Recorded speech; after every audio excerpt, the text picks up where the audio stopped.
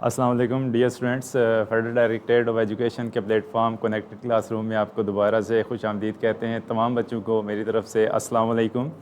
मैं आपका chemistry instructor Mohammad Idris आज नए लेक्चर के साथ दोबारा हाज़िर हूँ। आज जो हम टॉपिक पढ़ेंगे एक नए चैप्टर का है, acid bases and salts, chapter number 10 ninth chemistry. और इसका जो लेक्चर होगा एसिड और बेसिस का इंट्रोडक्शन, और उसके बाद जो मेन टॉपिक है वो Arrhenius concept of acids and bases. सबसे पहले हम आज का जो टॉपिक है वो देख लेते हैं।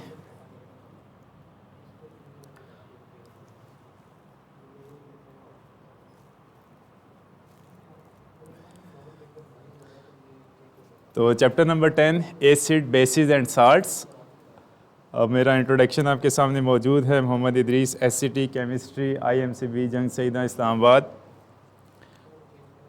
उसके साथ जो है आज का जो concept of acid and basis, इसका हम कुछ इंट्रोडक्शन भी पढ़ेंगे कि एसिड और बेसिस को हम कैसे डिफ़ाइन करते हैं। जो ओल्ड डेफिनीशन हैं, जैसे इनकी जो प्रॉपर्टीज़ हैं, टेस्ट कैसा हो सकता है, ये पीएच पेपर या लिटमस पेपर के साथ कैसे डील करते हैं, क्या ये किसी चीज़ को क्रूड करते हैं। तो थोड़ा बहुत इन स्लाइड्स में, इसके इंट्रोडक्शन में हम ये भी सीखेंगे कि एसिड को कैसे डिफ़ाइन किया जाता है, और उसके बाद जो है बेसिस को हम कैसे डिफ़ाइन करते हैं। बेसिस में जो ओल्ड डेफिनीशंस हैं और मॉडर्न डेफिनीशंस हैं, जो कुछ केमिस्ट ने अपनी थ्योरीज़ या कंसेप्ट के ज़रिए क्लियर करने की कोशिश की है। तो इस लेक्चर को पढ़ने के बाद आप स्टूडेंट्स ये जान सकेंगे कि एसिड और बेस को कैसे डिफ़ाइन किया जाता है।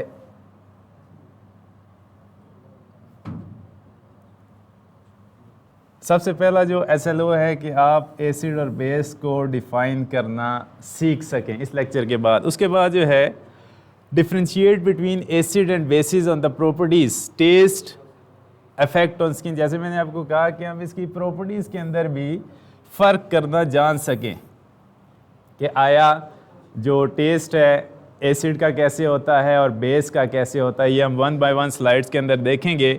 SLO नंबर 3 है identify common example of acid and basis.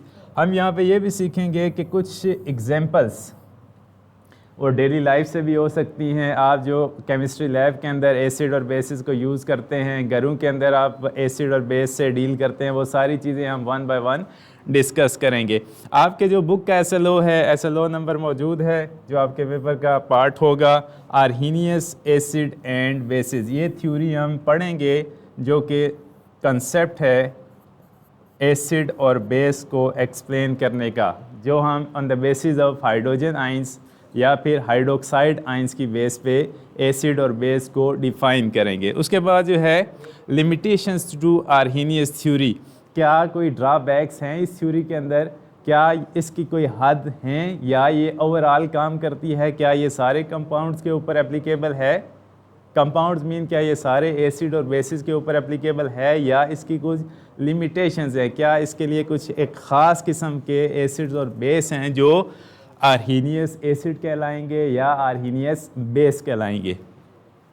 तो नेक्स्ट स्लाइड के अंदर आते हैं। सबसे पहले जो है एसिड को डिफ़ाइन कैसे किया जाता है, जो हम on the basis of taste explain करते हैं कि एसिड होता क्या है, कौन सा कंपाउंड है जिसको हम एसिडिक इन नेचर कहेंगे। यहाँ पे सबसे पहले जो लैटिन लैंग्वेज का एक लफ्ज़ लिखा गया है यहाँ पे एसिडस।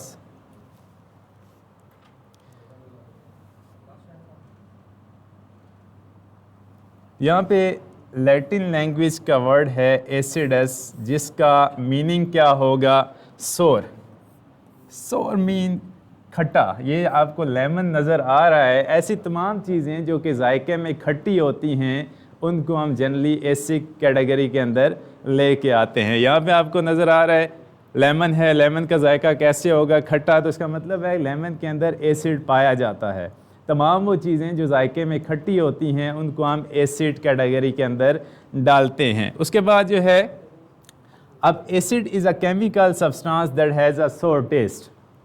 अब कौन सी ऐसी चीज़ें हैं जिनका जायका जो है वो खट्टा होगा? सबसे पहले यहाँ पे एक लिखा गया है लेमन, नंबर 1। उसके बाद कर्ड, जो आप घरों में दही इस्तेमाल करते हैं वो भी जायके में खट्टा होता है। विनीगर, जो आप घरों में सिरका इस्तेमाल करते हो, नंबर 3। सिरके में एसिडिक एसिड पाया जाता है जो कि जायके में तुर्श होता है, खट्टा होगा। उसके बाद ऑरेंज टेस्ट, जो माल्टा हम खाते हैं वो भी क्या होगा? जायके में तुर्श होगा। तो ये सारी चीज़ें जो हैं इसको हम क्या कहेंगे? Acidic in nature. The chemical nature of such substances is acidic, कि तमाम जो ये सब्सटेंस मैंने आपके सामने रखे हैं, इसके अलावा भी बहुत सारे हैं, तो ये क्या होंगे? These are acidic in nature. अब नेक्स्ट स्लाइड पे जाते हैं ज़रा।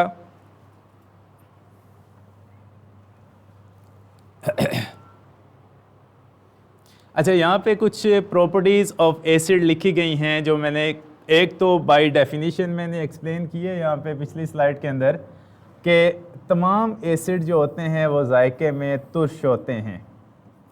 तुर्श मीन के उनका जो जायका होगा वो खट्टा होगा, खटास सब्सटेंस के अंदर मौजूद होगी। कंडक्ट इलेक्ट्रिसिटी, वो क्या कर सकते हैं? इलेक्ट्रिसिटी कंडक्ट कर सकते हैं।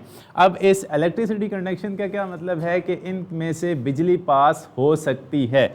बिजली क्यों पास होती है? Because of the presence of ions. अगर हम एक एसिड की बात करते हैं, फॉर एग्जांपल मैं कहता हूँ भाई एक एसिड है H2SO4, इसमें क्या होगा कि दो तरह के आइंस पाए जाते हैं, पॉजिटिव आइंस और नेगेटिव आइंस। तो क्या होगा कि इसमें से इन आइंस की वजह से इलेक्ट्रिसिटी पास हो सकती है। नंबर 3, क्रूयन, which means they break down certain substances, many acid, crude, fabric, skin and paper. Crude का मतलब होता है कि ये हाईली रिएक्टिव होते हैं, रिएक्ट करके उस चीज़ का सरफेस जो है वो चेंज कर देते हैं, क्रूड कर देते हैं, डिस्ट्रॉय कर देते हैं। ठीक है, तो उसमें जो एग्जांपल लिखी गई है, they break down certain substances, उसमें सबसे पहले है फैब्रिक। आपके किसी कपड़े के साथ एसिड टच हो जाता है तो आहिस्ता आहिस्ता वो क्या होगा? कपड़ा रप्चर होना शुरू हो जाएगा, ख़त्म हो जाएगा। आपकी स्किन के साथ अगर एसिड कांटेक्ट में आ जाता है तो क्या हो सकता है? एसिड भी डिपेंड करता है डाइल्यूट है या कंसनट्रेटेड है, इस पे भी हम जा सकते हैं। यहाँ पे मैं दो चीज़ें आपको समझा दूँ कि डाइल्यूट एसिड जो होता है उसमें जो एसिड की कंसनट्रेशन होती है बहुत ही कम होगी।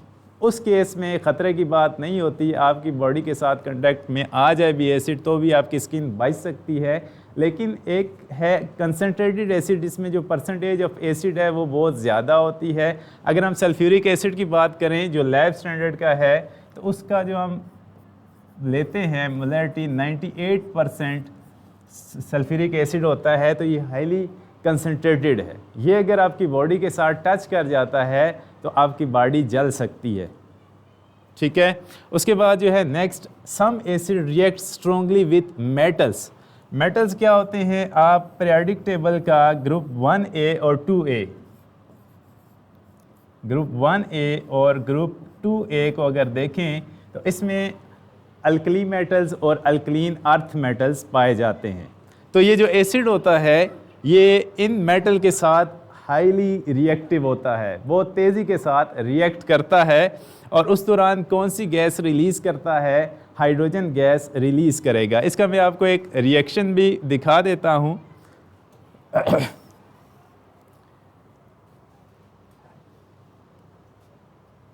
यहाँ पे है कि रिएक्शन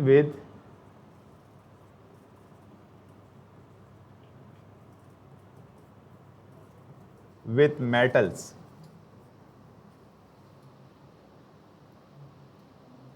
यहाँ पे मैं लिख रहा हूँ सोडियम है, ग्रुप 1A का एलिमेंट है सोडियम। इसको हम रिएक्ट करवा रहे हैं सल्फ्यूरिक एसिड के साथ H2SO4।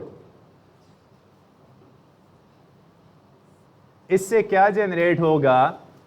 Na2SO4 plus H2। इसको सॉल्व करने का भी तरीका मैं आपको समझा देता हूँ। यहाँ पे जो है सबसे पहले इसको अगर आइंस के अंदर ब्रेक डाउन करें तो यहाँ पे H पॉजिटिव आइन बनेगा और सल्फेट रेडिकल SO4 2 माइनस बनेगा। जबकि सोडियम जो है अगर इसको हम आयनिक फॉर्म में कन्वर्ट करते हैं तो सोडियम 1 पॉजिटिव के साथ जाता है। यहाँ पे जो सोडियम है वो रिएक्ट करेगा, कंबाइन होगा नेगेटिव आयन के साथ। तो जब नेगेटिव आयन के साथ कंबाइन होगा तो यहाँ पे अगर मैं देखूँ तो Na ये जो चार्ज है ये कहाँ चला जाएगा, Na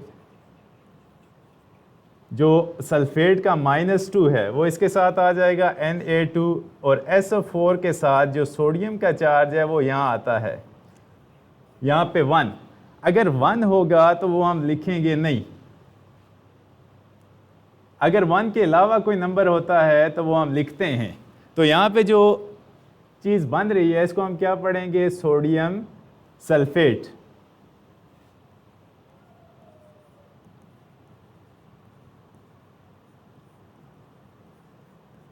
और इसके साथ जो है वो हाइड्रोजन गैस रिलीज होगी। तो ये जितने भी मेटल्स होते हैं इनके साथ एसिड स्ट्रांगली रिएक्ट करता है। नेक्स्ट पॉइंट की तरफ आते हैं। अच्छा, नेक्स्ट पॉइंट है turns blue litmus paper red. अगर हम किसी एसिड के अंदर ब्लू लिटमस पेपर डालते हैं, अब ब्लू लिटमस पेपर की क्या स्टोरी है, जब पहले हम लैब का वर्क करते थे, लैब का काम करते थे, तो उसमें हमें सोल्यूशन दे दिया जाता था कि आप जस्टिफाई करें कि जो गिवन सोल्यूशन है वो एसिडिक है या बेसिक है। उस वक्त जो हम पेपर यूज़ करते थे वो लिटमस पेपर होता था। यहाँ पे गिवन है लिटमस पेपर, हम उसके अंदर डिप करते थे। यहाँ पे अगर हमारे पास सोल्यूशन जो है, यहाँ पे आ जाए मैं आपको दिखाता हूँ। लेट्स से कि यहाँ पे लास्ट पॉइंट है लिटमस पेपर।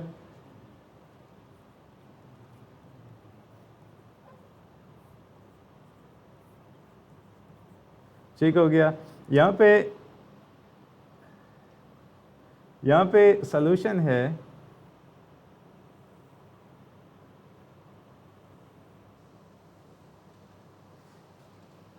और इसके अंदर हम क्या कर रहे हैं, कोई भी यहाँ पे एसिड मौजूद है, यहाँ पे क्या है, एसिड मौजूद है। अब आपसे ये क्वेश्चन किया जाता है, भाई आपको जो लैब में है, आप क्लास बैठी हुई है, आपको बीकर के अंदर सॉल्यूशन दे दिया जाता है और आपसे जस्टिफिकेशन मांगी जाती है कि आया ये जो सॉल्यूशन है वो बेसिक है या एसिडिक है। आप क्या करेंगे, आप लिटमस पेपर को उठाएंगे। आपका जो लिटमस पेपर होगा वो क्या होना चाहिए, वो ब्लू होगा। जो ही आप इस लिटमस पेपर को अंदर डिप करेंगे उसकी स्ट्रिप को, तो ये जो लिटमस पेपर है जो आपने इसके साथ कांटेक्ट में किया, जो ही ये क्या करेगा, वेट होगा यहाँ से। तो जो ब्लू लिटमस पेपर था उसको जो ही आप बाहर निकालेंगे तो जो ब्लू लिटमस पेपर का जो पोर्शन था जो डिप हुआ था वो क्या हो जाएगा, यहाँ से रेड हो जाएगा। ये सारा पोर्शन क्या हो जाएगा, अगर ये रेड हो जाता है तो इसका मतलब है कि आपका जो गिवन सोल्यूशन है वो क्या होगा, एसिडिक इन नेचर होगा। लेकिन इसके साथ हमने इन लिटमस पेपर को रिप्लेस कर दिया है पीएच स्ट्रिप के साथ। आजकल जो लैब में हमें अवेलेबल हैं वो पीएच स्ट्रिप हैं। आपको एक बॉक्स दिया जाता है या इस तरह का छोटी सी बुक होती है, बुक के अंदर ये स्ट्रिप्स लगी होती हैं एक ही कलर की, येलो कलर की, ठीक है, 1 बाय 1 यहाँ पे स्ट्रिप्स लगी होती हैं। आप क्या करते हैं कि एक स्ट्रिप को उतार के डिप करते हैं और उसका कलर चेंज हो जाता है। इस बुक के ऊपर नंबरिंग दी जाती है कहाँ से लेके कहाँ तक। यहाँ से अगर हम बात करें 0 से लेके 0, 1, 2, 3, 4, 5 अप टू 6, 7, 8, 9, 10, 11, 12, 13 अप टू 14 तक हम जाएंगे। ये क्यों 14 तक आपको नंबर्स दिए जाते हैं कि आपका जो स्ट्रिप का कलर आएगा वो इन नंबर में से किसी एक कलर के साथ मैच करेगा।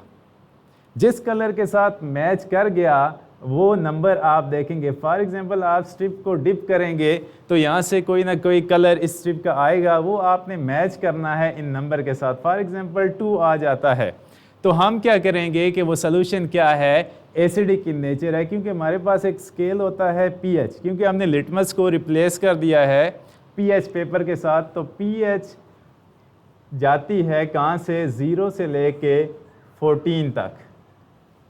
अगर हम बात करें 0 से लेके 7 से नीचे, लेस देन 7, अगर हम कहें 6 या 6.9 या 6.5, तो यहाँ तक, या 0.7, 7 पे जो ही चला जाता है तो चीज़ क्या हो जाती है, न्यूट्रल हो जाती है। 7 से नीचे रहेगी तो वो क्या होगी, एसिडिक इन नेचर होगी।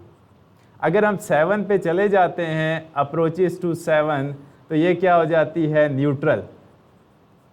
ना वो एसिडिक प्रॉपर्टीज़ के साथ डील करेगी, ना वो बेसिक प्रॉपर्टीज़ के साथ डील करेगी। यहाँ पे नीचे आ जाते हैं, 7 से ग्रेटर देन 7 अगर पीएच हो जाती है तो वो सोल्यूशन क्या हो जाता है, बेसिक इन नेचर। तो ये था कि जो एसिड होगा वो ब्लू लिटमस को क्या कर देगा, रेड कर देगा, जिसको हमने रिप्लेस करके यहाँ पे किस में ले आए हैं, पीएच स्ट्रिप के ऊपर। नेक्स्ट हम आते हैं बेस की डेफिनेशन पे।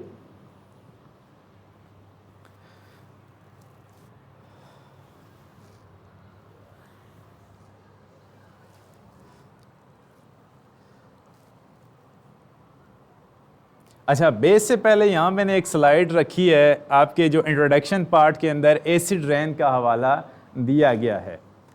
जो चैप्टर यहाँ से स्टार्ट होता है वहाँ इंट्रोडक्शन पे एसिड रेन का कंसेप्ट दिया गया है कि हम जब एसिड्स को पढ़ते हैं तो उसके साथ हमारे इन्वायरमेंटल इश्यूज़ में से एक एसिड रेन भी है। ये एसिड रेन बनती कैसे है, ये हमारे इन्वायरमेंट को अफेक्ट कैसे करती है। यहाँ पे आपको नज़र आ रहा होगा कि सबसे पहले यहाँ पे फैक्ट्रीज़ हैं, फैक्ट्रीज़ में जो भी कंबस्शन होती है उससे एग्जॉस्ट गैसेस निकलती हैं, NO2, SO2। इसके अलावा यहाँ पे एक गैस मेंशन नहीं है जो कि हम लिख सकते हैं CO2। CO2 को ग्रीन हाउस गैस भी कह सकते हैं। जैसे घरों में हम लकड़ियाँ जलाते हैं, फैक्ट्रियों में कोयला जलता है, भट्टे जल रहे हैं, वहाँ से धुआं उठता है, तो इन्वायरमेंट के अंदर ये CO2 का कंटेंट भी शामिल हो जाता है। ये जितनी गैसेस हैं ये क्या करती हैं, एसिड फॉर्मेशन में इन्वॉल्व होती हैं। एसिड बनता कैसे है, यहाँ पे आपको नज़र आ रहा होगा कि इवेपोरेशन, कि यहाँ से जो वाटर है वो in the form of H2O gas की फॉर्म में एटमॉस्फेयर के अंदर जा रहा है। जब ये एटमॉस्फेयर में ये गैस किस फॉर्म में होती है, क्लाउड्स की फॉर्म में आ जाएगी। अब क्लाउड जो है, जब बारिश बरसती है तो क्लाउड कन्वर्ट होता है लिक्विड के अंदर, लिक्विड वाटर के अंदर। तो यहाँ पे जब वाटर है, इसको मैं बोर्ड के ऊपर इक्वेशन 1 बाय 1 लिखूँगा कि ये जो वाटर है जब इन गैसेस के साथ रिएक्ट करता है तो उससे बनेगा क्या, कौन कौन सा एसिड बन सकता है। तो ये एक तरह का एनवायरमेंटल इशू भी है जो कि हमारे एनवायरनमेंट को नुकसान पहुंचाता है। आइए ज़रा इसकी इक्वेशंस को डिस्कस कर लेते हैं।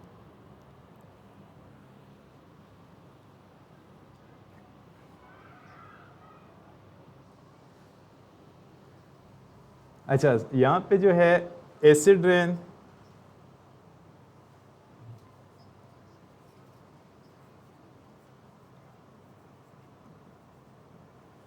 अच्छा यहाँ पे एसिड बनता कैसे है। एसिड में सबसे पहले जो, अगर मैं बात करूं CO2 की, CO2 ये जब वाटर के साथ रिएक्ट करेगी, जैसे बारिश बरसने लगी है तो जो क्लाउड्स थे वो लिक्विड के अंदर आ गए, तो ये जो कार्बन डाइऑक्साइड है ये रिएक्ट करेगी वाटर के साथ, तो यहाँ से जो चीज़ बनेगी, एसिड कौन सा जनरेट होगा, H2CO3। इसको हम कौन सा एसिड कहेंगे, this is carbonic acid.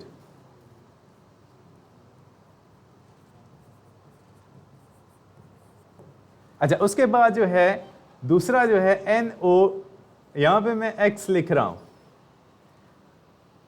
X लिख रहा हूँ क्योंकि ये नाइट्रिक ऑक्साइड है। नाइट्रिक का जो ऑक्साइड है वो एक नहीं बल्कि 4-5 ऑक्साइड्स होते हैं। N2O5 हो सकता है, NO2 हो सकता है, NO हो सकता है, डिपेंड करते हैं कि एटमॉस्फेयर के अंदर कौन सा ऑक्साइड बनता है। फॉर एग्जांपल लिखा हुआ है NO2, नाइट्रोजन डाइऑक्साइड। इसको रिएक्ट करवाते हैं वाटर के साथ तो यहाँ पे जो चीज़ बन सकती है dependent upon HNO3 nitric acid बन सकता है।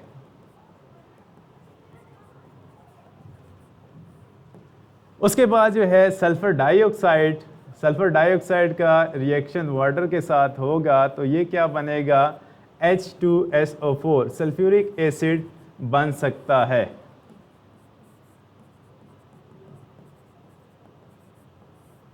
ये तीन जो एसिड्स हैं ये बारिश के पानी के साथ ज़मीन तक आते हैं, लेकिन इनकी जो pH है वो इतनी कम नहीं होती कि वो अप्रोच करे ज़ीरो को। इनकी pH जो होती है वो तकरीबन 5 to 6 की रेंज में pH होती है एसिड रेन की। मैंने पहले कहा था कि अगर एसिड की pH इतनी ज़्यादा कम नहीं है तो वो क्या होगा, स्ट्रॉन्ग एसिड नहीं होगा, वीक एसिड होगा। और उससे क्या हो सकता है कि अगर वो हमारी बॉडी के साथ कांटेक्ट में आ जाता है तो हमें इतना नुकसान नहीं होगा, लेकिन टाइम के साथ साथ हमारे इन्वायरमेंट को डिस्टर्ब कर सकता है, जैसे हमारी ग्रीनरी है वो ख़त्म हो सकती है।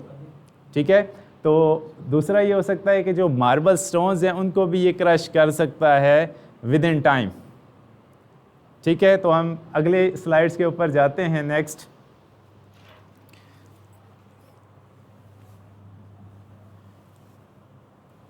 अच्छा नेक्स्ट जो है वो बेसिस को एक्सप्लेन किया गया है।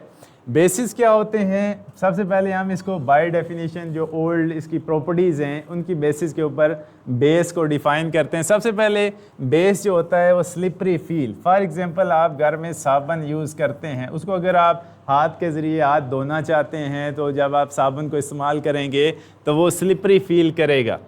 टेस्ट बिटर, इनका जो जायका होता है वो कड़वा होगा।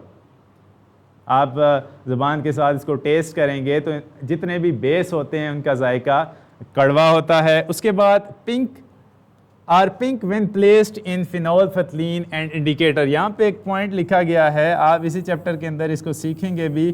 फिनोल्फथलीन ये एक इंडिकेटर होता है जो कि हम किस में यूज़ करते हैं, टाइट्रेशन के दौरान। टाइट्रेशन में हम जो कलर एंड पॉइंट चेक कर रहे होते हैं वो हम इंडिकेटर के ज़रिए चेक करते हैं। इंडिकेटर क्या होता है, ये केमिकल है फिनोल्फथलीन जो कि हम इसका सॉल्यूशन रखेंगे बेस के अंदर। जो ही हम एक ड्रॉप बेस के अंदर डालते हैं, जैसे सोडियम हाइड्रोक्साइड है, सोडियम हाइड्रोक्साइड के एक्वस सॉल्यूशन के अंदर, जैसे मैं यहाँ पे अगर डायग्राम बनाऊँ, यहाँ पे बेस लिया हुआ है हमने सोडियम हाइड्रोक्साइड।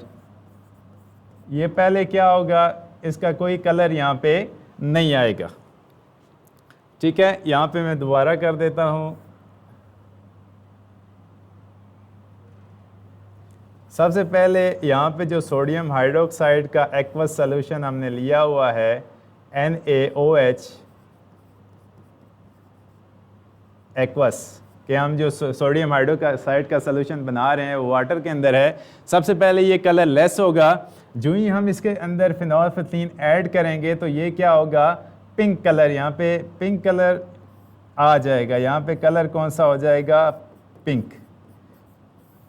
तो जो ही हम बेस के अंदर फिनोल्फथलीन ऐड करते हैं, केमिकल है ये आपको लैब में मिल जाएगा, इसके अंदर आप बेस ऐड करेंगे तो पिंक कलर शो करेगा। इनकी जो pH होती है वो ग्रेटर देन 7 होती है, वो मैं आपके साथ डिस्कस कर चुका हूँ कि pH जो होता है पावर ऑफ हाइड्रोजन आइंस या पोटेंशियल ऑफ हाइड्रोजन आइंस इसको कह सकते हैं। अगर तो pH 0 से 7 से लेस होती है तो इसको हम क्या कहते हैं, एसिड। अगर 7 पे जाएं तो ये क्या होता है, सॉरी न्यूट्रल होगा। अगर हम ग्रेटर देन 7 पे चले जाते हैं, 7 से बड़ा, pH 7 से ज़्यादा हो जाती है तो दिस इज़ बेस, जो यहाँ पे लिखा गया है। ठीक है, उसके बाद पॉइंट नंबर 6 में इसकी कुछ एग्जांपल्स दी गई हैं। जैसे सोप आप घरों में यूज़ करते हैं, टूथपेस्ट है इसके अंदर बेस ऐड होता है, ब्लीच आप यूज़ करते हैं उसके अंदर बेस होता है, क्लीनिंग एजेंट्स जितने भी हैं उसके अंदर बेस हम यूज़ करते हैं। उसके बाद लाइम वाटर क्या होता है, कैल्शियम हाइड्रोक्साइड का एक्वस सॉल्यूशन हम इसको कह सकते हैं। अगर हम कैल्शियम हाइड्रोक्साइड का फार्मूला देखें CaOH होल ट्वाइस, तो इसमें हाइड्रोक्साइड आयन मौजूद है। अभी जो हम आगे जाएंगे आर्हीनियस थ्योरी पढ़ेंगे वो इसी के ऊपर बेस करता है कि ऐसे कंपाउंड, ऐसी स्पीशीज़ जिनके अंदर हाइड्रोजन या OH हाइड्रोक्साइड आयन मौजूद हो तो उसको हम कैटेगराइज कर सकते हैं कि वो एसिड है या कि बेस है। तो नेक्स्ट स्लाइड में हम चलते हैं। यहाँ पे मैंने दोबारा कुछ एग्जांपल्स लिखी हैं बेसिस की। सबसे पहले सोप है, ये सोप है, तो इसके अंदर भी देखो सोडियम हाइड्रोक्साइड, यहाँ पे लेमन लिखा गया है तो इसका ये हरगिज़ मतलब नहीं है कि ये एसिडिक इन नेचर होगा, इंग्रेडिएंट्स में ऐड कर सकते हैं। उसके बाद जो है सोडियम कार्बोनेट, जो आपका डिटर्जेंट्स होता है, जैसे आप घरों में सर्फ यूज़ करते हो, सर्फ एक्सेल है, एरियल है, कोई भी ब्रांड का है, तो उसमें आप क्या यूज़ करते हो, सोडियम कार्बोनेट Na2CO3, ये भी बेसिक नेचर का होता है। इसको पुराने वक्तों में अगर देखा जाए तो जिसका ओल्ड नेम था वो सोडा ऐश था। ऐश क्यों कहा जाता है, राख की वजह से। तो पुराने वक्तों में देखा जाए तो लोग जो है वो सफाई सुथराई के लिए जैसे बर्तनों को साफ़ करते थे तो वो राख इस्तेमाल करते थे, तो इसको एक नाम दिया जाता है सोडा ऐश का। अच्छा, उसके बाद है बेसिस यूज्ड इन लैब्स। बहुत सारे बेसिस आप यूज़ करते हैं, फॉर एग्जांपल सोडियम हाइड्रोक्साइड है, पोटाशियम हाइड्रोक्साइड आप यूज़ करते हैं। उसके बाद है सोडियम हाइड्रोजन कार्बोनेट, ये आप यूज़ करते हैं। मीठा सोडा, ये भी बेसिक इन नेचर होता है। मीठा सोडा आप टूथपेस्ट के अंदर यूज़ करते हैं। उसके बाद जो है कैल्शियम हाइड्रोक्साइड, अब यहाँ पे आप देखें जो आपका सीमेंट है उसके अंदर भी वो भी बेसिक नेचर का होता है। उसमें क्या चीज़ यूज़ हो रही है, कैल्शियम हाइड्रोक्साइड। अब कैल्शियम हाइड्रोक्साइड, अब इन सारी चीज़ों को अगर वाइंड अप किया जाए, सोडियम फ्लोराइड, टूथपेस्ट आ गया, अमोनिया, फर्टिलाइज़र जो हम खादें इस्तेमाल करते हैं फसलों की बढ़ोतरी के लिए, वो भी बेसिक इन नेचर होते हैं। अब इन सारों को अगर सम अप किया जाए तो ये क्या करते हैं, अगर इनके साथ आप हाथ से काम करें, कांटेक्ट में लाएं, तो आपका जो सरफेस है वो कच्चा कच्चा फील होगा। ठीक है, आपकी जो जिल्द है वो क्रूड होना शुरू हो जाएगी। आप क्या करते हैं, साबुन ज़्यादा इस्तेमाल करते हैं, ये जो सीमेंट है इसके सोल्यूशन के साथ आप कांटेक्ट में रहते हैं, आपका जिस्म फट भी सकता है। ठीक है, तो अगर हम सोडियम हाइड्रोक्साइड की बात करें लैब स्टैंडर्ड का, इसको अगर आप सरफेस के ऊपर रखें तो ये क्या करता है, इर्द गिर्द की नमी को भी जज़ब करके उसके साथ रिएक्ट कर लेता है। तो इससे क्या होता है कि आपका जो है वो एक्सोथर्मिक रिएक्शन होगा और आपकी जिल्द जल सकती है। नेक्स्ट स्लाइड के ऊपर आते हैं। अच्छा, आज का जो मेन टॉपिक है वो Arrhenius theory of acids and bases है।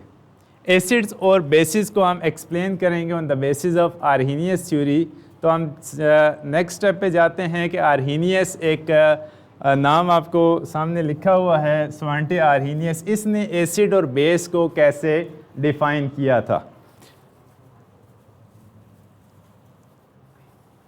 अच्छा, सबसे पहले आर्हीनियस एसिड की डेफिनेशन आपके सामने मौजूद है कि आर्हीनियस ने एसिड को कैसे डिफ़ाइन किया था। वो स्पीशी जिसके अंदर H पॉजिटिव आयन मौजूद है, और वो क्या करता है, अगर उस स्पीशी को हम पानी के अंदर डिज़ोल्व कर देते हैं तो वो क्या करता है, H पॉजिटिव आयन रिलीज़ करता है। अगर तो ऐसी चीज़ पॉसिबल हो उस स्पीशी के लिए तो उसको हम कंसिडर करेंगे Arrhenius acid. By definition increases the concentration of hydrogen ions in an aqueous solution। सबसे पहले जो इसकी कंडीशन है वो क्या होना चाहिए, एक्वस सॉल्यूशन होना चाहिए। अगर आप एक्वस सॉल्यूशन कंसिडर नहीं करते हो तो फिर आर्हीनियस जो थ्योरी होगी वो वहाँ पे फेल हो जाएगी। अच्छा, उसके बाद जो है for example HCl is an Arrhenius acid that dissolve in water to form the hydrogen ions and the chloride ions. यहाँ पे मैं आपको बताता हूँ कि सबसे पहले जो HCl है, HCl को अगर हम पानी के अंदर डिसॉल्व करते हैं, वाटर के अंदर H2O, एक्वस सॉल्यूशन के अंदर ये क्या करेगा, अगर तो ये क्या करता है, H पॉजिटिव आयन दे देता है, तो इसको हम क्या कहेंगे कि HCl क्या होगा, आर्हीनियस एसिड होगा।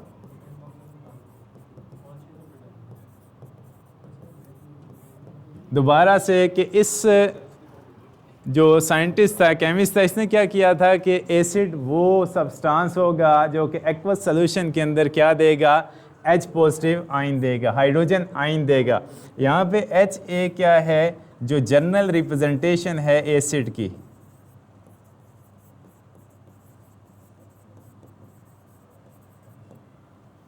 इसमें से क्या हुआ कि जब हमने HA को डिज़ोल्व किया वाटर के अंदर तो ये अपने आइंस के अंदर कन्वर्ट हो गया। तो यहाँ पे जो A है वो यहाँ से नेगेटिव काउंटर पार्ट में पॉजिटिव और नेगेटिव आइंस के अंदर कन्वर्ट हो जाएगा। तो उसके बाद जो दूसरी एग्जांपल यहाँ पे लिखी गई है, hydrochloric acid is also an Arrhenius acid. Reason क्या है कि जब हम इसको वाटर के अंदर डिज़ोल्व करते हैं तो एक्वस सोल्यूशन में ये H पॉजिटिव आयन देता है और Cl नेगेटिव आयन देता है। कंडीशन क्या है कि H पॉजिटिव आयन इसको देना चाहिए। तो ये था आर्हीनियस एसिड। नेक्स्ट स्लाइड में हम जाते हैं, उसके लिए हम क्या डिफाइन करेंगे, आर्हीनियस बेस।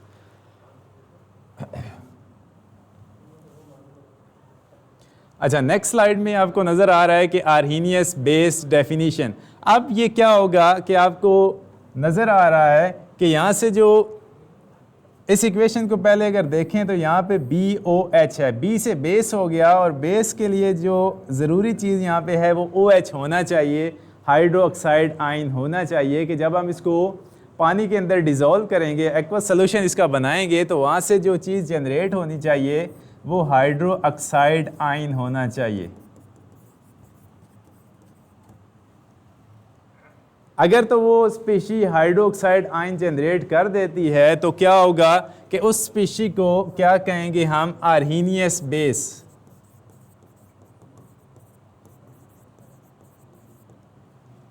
ठीक हो गया। अब जरा इसकी डेफिनेशन को पढ़ते हैं, आया यही बात लिखी गई है या नहीं। तो increase the concentration of hydroxide ion in aqueous solution, the general form of the chemical equation for Arrhenius is given below। तो सबसे मेन जो इसकी है कि aqueous solution के अंदर वो सब्सटेंस क्या रिलीज करे, OH नेगेटिव आयन रिलीज करे। तो ऐसे सब्सटेंस को हम क्या कहेंगे, आर्हीनियस एसिड। तो इसकी एग्जांपल में है सोडियम हाइड्रोक्साइड।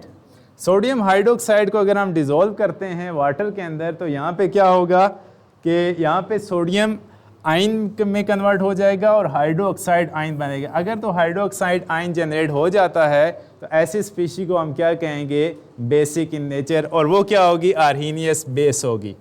नेक्स्ट स्लाइड में जाते हैं। अच्छा, नेक्स्ट स्लाइड में मैंने यहाँ पे कुछ एग्जांपल रखी हैं, एग्जांपल्स ऑफ आर्हीनियस बेसिस। यहाँ पे आप देख सकते हैं कि इन सारी स्पीशीज़ को अगर हम या सब्सटेंसेस को देखें तो इनमें जो कॉमन चीज़ है वो क्या है, हाइड्रोक्साइड आयन। फार्मूलाज में थोड़ा बहुत डिफरेंट हो सकता है डिपेंड अपॉन के जो मेटल्स हैं इनका ऑक्सीडेशन स्टेट कितना है। तो सारों में जो कॉमन चीज़ है वो हाइड्रोक्साइड आयन है। जब हम इसको वाटर के अंदर, वाटर मीन हम इसका एक्वस सोल्यूशन बनाना चाहते हैं, जब एक्वस सोल्यूशन बनाएंगे तो ये सारी चीज़ें हैं जो हैं, इसका पहला ये इसके पॉजिटिव पार्ट्स जो हैं वो सारे अलग हो जाएंगे, आयंस में कन्वर्ट हो जाएंगे। जो हमें चीज़ चाहिए बेसिस के अंदर वो क्या चाहिए, हाइड्रोक्साइड आयन। अगर तो इन चीज़ों को हमने पानी के अंदर डिज़ोल्व किया तो हाइड्रोक्साइड आयन आ रहा है, तो इन सारी चीज़ों को हम जो हमने पानी के अंदर मिक्स की हैं ये सारी चीज़ें क्या हो जाएंगी, आर्हीनियस बेस। तो यहाँ पे होप्स हो कि आपको अंडरस्टैंड हो गया होगा कि आर्हीनियस बेस होता क्या है। ऐसा सब्सटेंस जिसमें OH होना चाहिए तो उसको हम क्या कहेंगे, आर्हीनियस बेस्ड। नेक्स्ट में यहाँ पे कुछ मैंने आर्हीनियस एसिड को भी नोट डाउन किया है। इसमें अगर आप देखें तो सबसे पहले जो है यहाँ पे H2SO4 है, सल्फ्यूरिक एसिड, फिर हाइड्रोजन बाईसल्फेट सल्फाइड आयन है, हाइड्रोजन सल्फाइड या बाईसल्फाइड, फिर सल्फ्यूरिक एसिड। सबसे पहला जो है ये एक पूरा रिएक्शन है, ये स्टेप 1 इसका, स्टेप 2, और इसको हम क्या कह सकते हैं, नेट रिएक्शन इसको कह सकते हैं। पहले में क्या हुआ कि जो ये वाला कंपाउंड था इसने क्या किया कि एक हाइड्रोजन आयन रिलीज कर दिया। उसके बाद डायरेक्ट भी आप कर सकते हैं कि HSO4 1- को दोबारा आप दिखाएं। ये जो दो हाइड्रोजन आयन रिलीज़ हो रहे हैं ये स्टेप बाय स्टेप पानी के अंदर रिलीज़ होते हैं। तो यहाँ पे पहले एक हाइड्रोजन आयन रिलीज़ हुआ, उसके बाद HSO4 1- का जो दूसरा प्रोटॉन था, दूसरा हाइड्रोजन आयन था, वो भी रिलीज़ हो गया। अगर इसको हम सम अप करते हैं तो यहाँ पे आप लाइन लगाएं और इस पूरे रिएक्शन को आप ऐड कर दें। यहाँ पे एक सल्फ्यूरिक एसिड और दूसरा सल्फ्यूरिक एसिड मिलके 2 सल्फ्यूरिक एसिड के मालिक्यूल बन जाएंगे। इसी तरह से 2 हाइड्रोजन आयन जनरेट हो जाएंगे और यहाँ पे क्या हो जाएगा, ये बाईसल्फाइड और ये बाईसल्फाइड कैंसिल हो जाएगा और यहाँ से सल्फेट आयन जनरेट हो जाएगा। इसको आप डायरेक्ट भी ये एक रिएक्शन कंसीडर कर सकते हैं। उसके बाद जो है नीचे HCl है, HCl को अगर हम करते हैं, यहाँ पे H3O पॉजिटिव लिखा गया है जिसको हम हाइड्रोनियम आयन कहते हैं, तो इससे भी आपने घबराना नहीं है। तो ये क्या होगा कि यहाँ पे जो H2O था उसमें जो H पॉजिटिव यहाँ से रिलीज़ हुआ वो यहाँ पे कंबाइन होके क्या बना देगा, H3O पॉजिटिव। तो इसको हम क्या कहेंगे, हाइड्रोनियम आयन। नेक्स्ट स्लाइड में हम चलते हैं इसको। अच्छा, limitation of Arrhenius concept. Limitation of Arrhenius concept में क्या होगा कि जो आर्हीनियस थ्योरी है उसकी हद क्या है, क्या सारे कंपाउंड्स के ऊपर एप्लीकेबल है, ये मैं शुरू में आपको बता चुका हूँ। तो सबसे पहले ये क्या करती है कि ये only applicable two aqueous solution. Aqueous solution के बगैर ये काम नहीं कर सकती, मतलब उस सब्सटेंस को आपने वाटर के अंदर डिज़ोल्व करना है तब वो जाके हाइड्रोजन या हाइड्रोक्साइड आयन देगा। उसके बाद ये नॉन एक्वस सोल्यूशन में एप्लीकेबल नहीं है। उसके बाद तीसरा जो है, basic substance that do not have OH negative ion, hydroxide ion. ऐसे कंपाउंड जिसमें हाइड्रोक्साइड आयन नहीं होता है उनको ये एक थ्योरी एक्सप्लेन नहीं कर सकती। तो जैसे मैं यहाँ पे लिख रहा हूँ कि NH3 भी एक बेस है, तो उसको भी क्या कहेंगे कि ये उसको एक्सप्लेन नहीं कर सकती। इसी तरह जो एसिड जिसमें H पॉजिटिव नहीं होगा उसको भी ये थ्योरी एक्सप्लेन नहीं कर सकेगी। अच्छा, नेक्स्ट है आपकी बुक का एक मैंने टेबल लिया हुआ है जिसमें कुछ एसिड्स को दिखाया गया है और इसकी जो यूजेस हैं वो दिखाए गए हैं। 1 2 3 4 1 2 3 4 ये आपने याद करने हैं। ये पेपर में क्वेश्चन भी आ सकता है, भाई write down the name of 3 or 4 acids and there uses. वो अपनी मर्जी के साथ आप लिख सकते हैं। अगर वो आपको कह देता है भाई hydrochloric acid, nitric acid, sulphuric acid और फास्फोरिक एसिड के फार्मूले लिखें तो आप फिर इस पे उसी के मुताबिक चलेंगे। तो ये भी आपने स्लाइड क्या करनी है, याद करनी है पेपर पॉइंट ऑफ व्यू के लिए। नेक्स्ट है, अच्छा आपकी असाइनमेंट है इस लेक्चर पे, कुछ क्वेश्चन मैंने डाले हैं कि जो आप यहाँ से अगर इसको पढ़ेंगे तो आपको ये क्वेश्चन सॉल्व करने में आसानी होगी। सबसे पहले आप आर्हीनियस एसिड और बेस को डिफ़ाइन करना आपको आना चाहिए। ये इंपॉर्टेंट क्वेश्चन है पेपर पॉइंट ऑफ व्यू की वजह से। उसकी एग्जांपल्स भी आपको आनी चाहिए। बाज़ औक़ात वो पेपर में क्वेश्चन दे देता है इक्वेशंस के साथ कि आप इसमें से जस्टिफाई करेंगे कि आर्हीनियस एसिड कौन सा है और आर्हीनियस बेस कौन सा है। या फिर क्या हो सकता है, स्टेट आर्हीनियस थ्योरी, ये भी हो सकता है, दोनों क्वेश्चन। अच्छा, उसके बाद right the name of 3 important acid and with their uses. अभी जो पिछली स्लाइड में मैंने आपको बताया कि एसिड के नाम याद करने और उनके इस्तेमालात याद करने। उसके बाद जो है right 3 important basis with their uses. इसी तरह से 3 बेसिस के नाम और उनके इस्तेमालात याद करने हैं। उसके बाद जो है do you know about aqueous solution, aqueous solution क्या होता है और लिमिटेशन ऑफ आर्हीनियस थ्योरी। और एक और नेक्स्ट पे है कि ये जो आपकी बुक के ऊपर एक पेज पे ये पूछा गया है कि which substance is Arrhenius acid,